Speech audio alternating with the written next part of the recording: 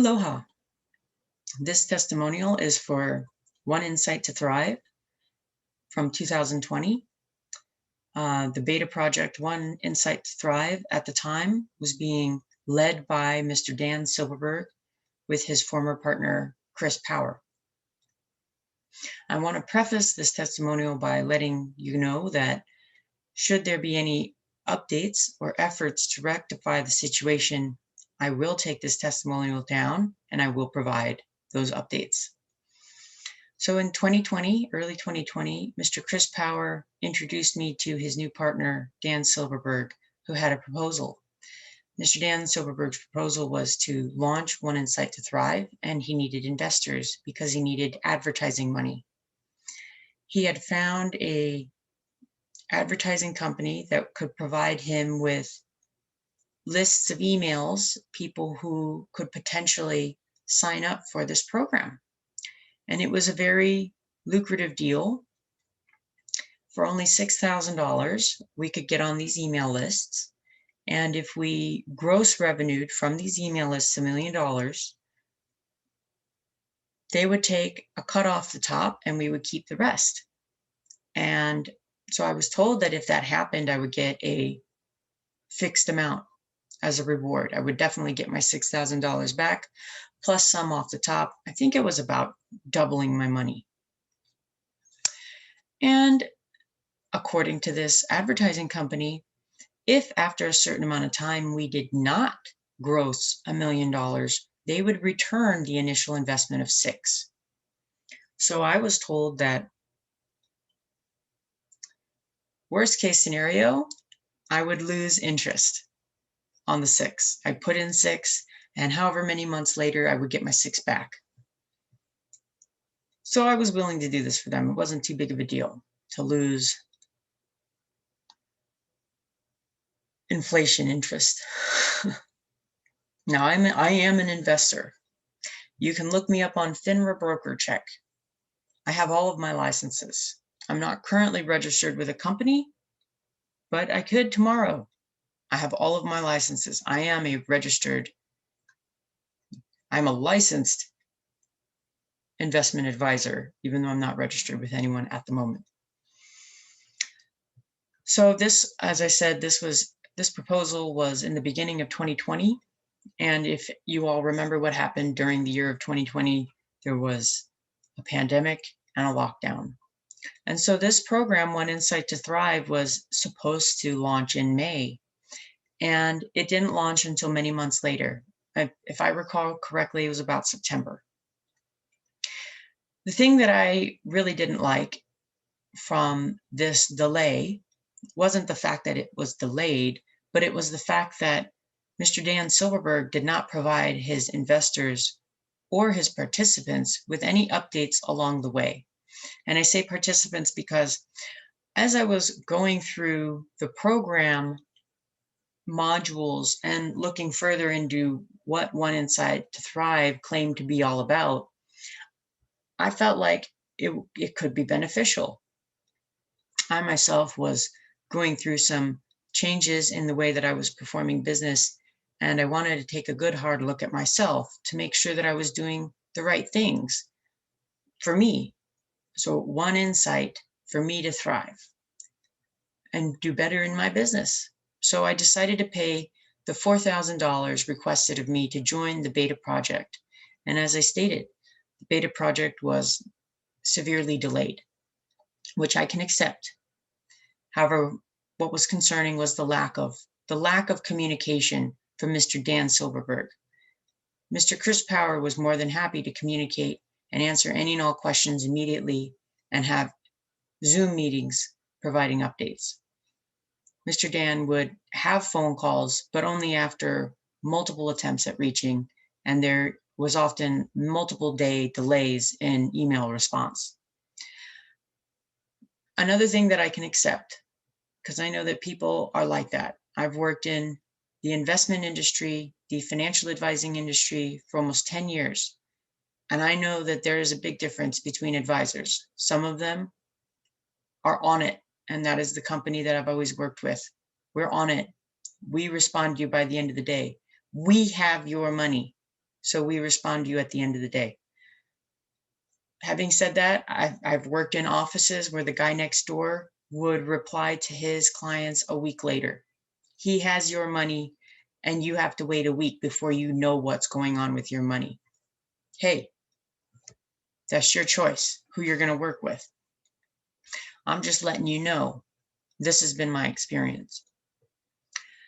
So when the One Insight to Thrive program did finally launch, we were to have weekly Zoom meetings, weekly homework, and we were supposed to share the results of our homework on a forum of sorts.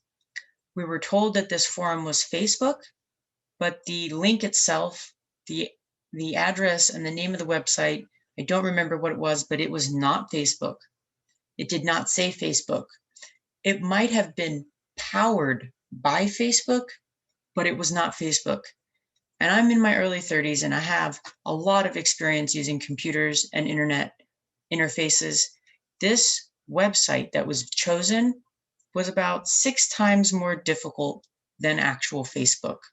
I don't know why we were using this particular site because of the challenge in its interface. And I heard, even though it wasn't actually confirmed by Dan himself, but I heard that the difficulty in this website's interface could have been a part of the delays. Again, that was hearsay, but Dan did not confirm it, which was, again, another concern, because my experience in the investment world is the company is supposed to notify their investors of changes, delays, issues. Anyway, so when we finally did launch, we only actually had 3 meetings in the beta program. And like I said, it's a beta program. So for delays, again, I wasn't upset by it. I was just concerned. I wasn't upset by the delays. I wasn't upset by the hiccups. I was just concerned about the lack of communication. So we began our meetings. We had 3 meetings total.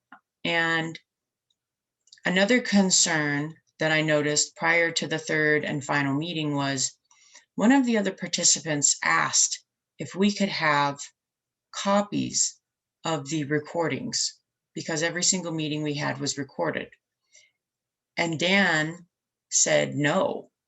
And I would love to show you or provide you with the exact wording, but he basically said that he was going to use this as a display of power. And no, he was not going to give us copies of the recording.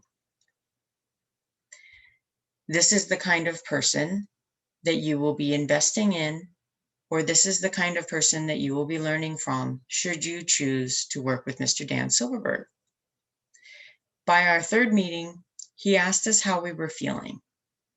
Now, I felt rather enigmatic because I was both an investor and I was participating not only for myself, but also to get a better understanding of who and what I was investing in. So by the 3rd meeting, when I was asked, how do I feel? I was rather calm, because I recognize the fact that things can change at any time. I've seen it in the stock market. I've seen it in companies. I've seen it in people. And I was just watching and waiting and seeing what was going to transpire. So on that 3rd meeting, at the end, Dan shared the answer to his own question to the group. He was angry. Now, I can understand people being angry and using it positively, but I don't know that this anger was being used positively, because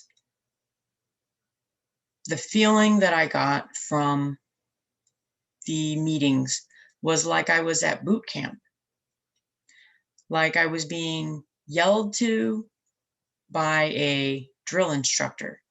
Even though Dan was not actually yelling in terms of volume, there is still a pushiness about him. and I couldn't understand why I was being pushed. Anyway, I did the homework and I looked at the homework's questions, and the homework wasn't pushy, but he was pushy.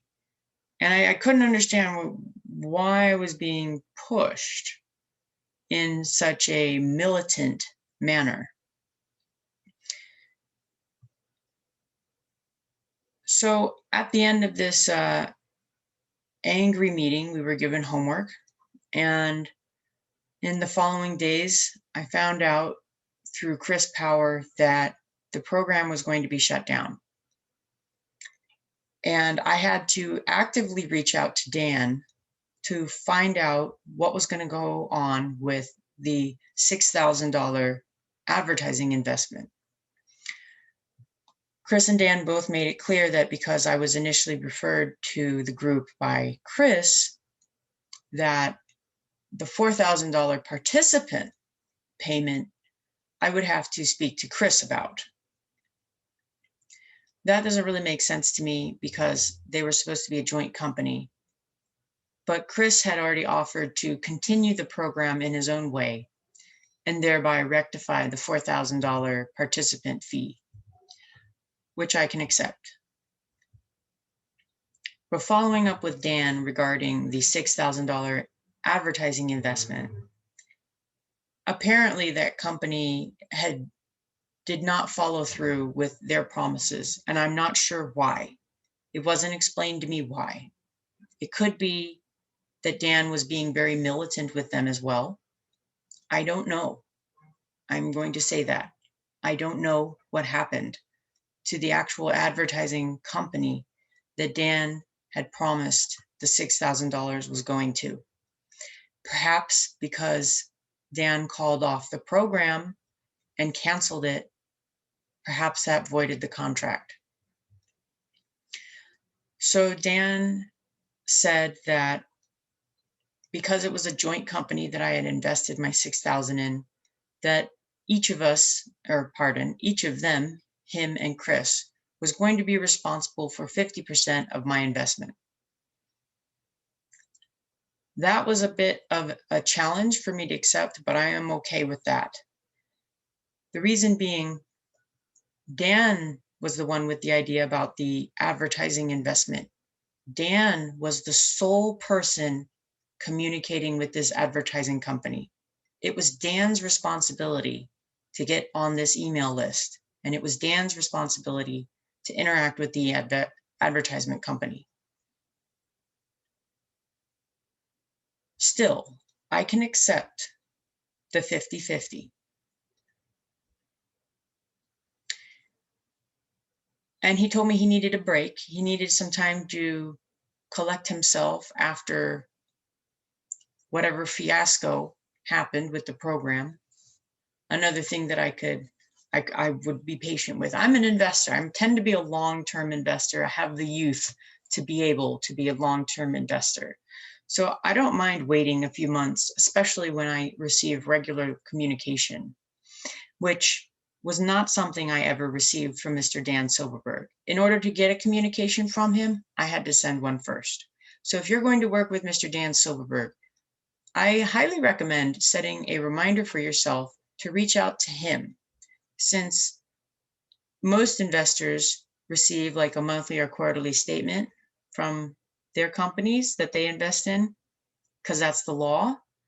He won't send you anything. You have to ask him.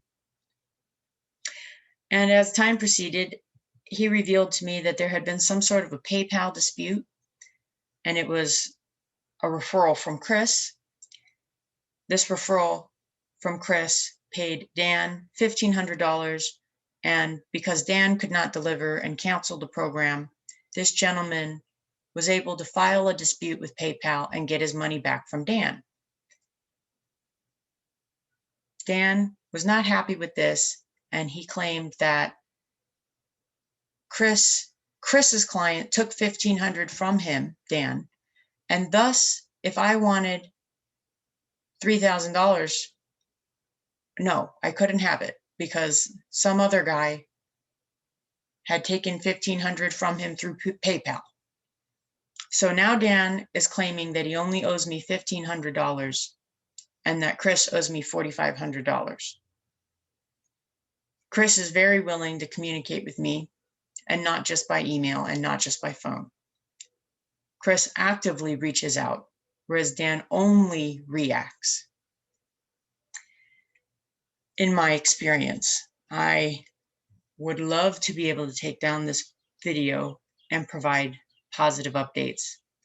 But what I will promise you is that I will provide my true experience. So now Dan claims that he only owes me $1,500 for what was initially a $6,000 investment, broken down to $3,000. Chris has made it very clear that he is not able to pay me back in cash, and that if and when he can, he will. However, in the meantime, Chris has devoted his time and energy to me. If I need any help, he is willing to lend me an ear and give me any advice that he possibly can. And if time is money, Chris is willing to pay me back. As I said, it takes days for Dan to return my emails. It has taken days for him to call me back when I've called him. This is the kind of person that Dan Silberberg is, in my experience. He is all smiles, all wonderful, all great, feels great before he has your money. Then once he had my money, during the program, he was all anger and all pushiness. And now that the program has ended, he's full of excuses. Again, we've just had COVID and lockdown. So some of the delays that he keeps referring to, I need another 90 days, I need another 90 days, I need another 90 days. Maybe it is due to COVID. I don't know. But the continual whittling away of my return on my investment and constant blaming of Chris Power and Chris Power's referrals, now he sounds like my 14-year-old friend's child. My friend's 14-year-old child. I am concerned that he will not hold true on his word.